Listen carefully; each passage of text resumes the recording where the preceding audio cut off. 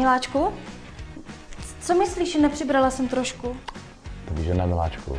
Vypadáš báječně. Tak dík. Miláčku? Co myslíš, že nepřibrala jsem trošku?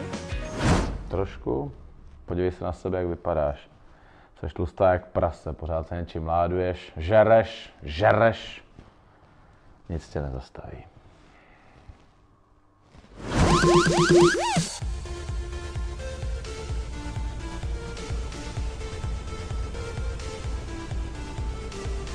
Ahoj, já jsem Martin. Co dělá tak krásná dívka s tak nádhernýma očima sama na baru? Můžu tě pozvat na drink?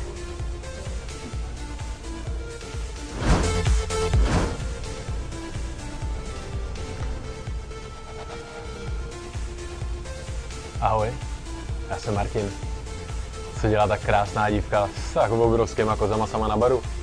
Nechceš na to vlítnout?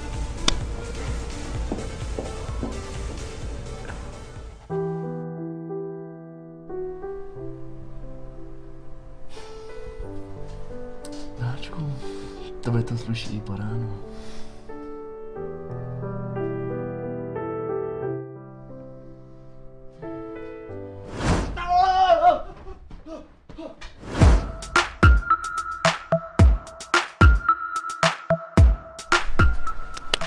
Koukej na ty silikony, to je hrůza.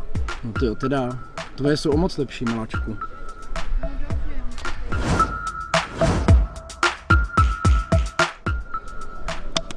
Koukej, ty silikony, to je hrůza.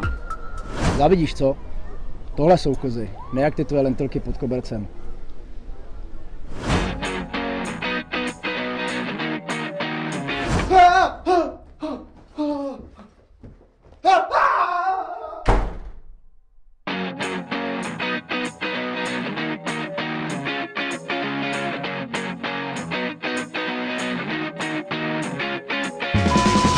Strana 6A, teď 2.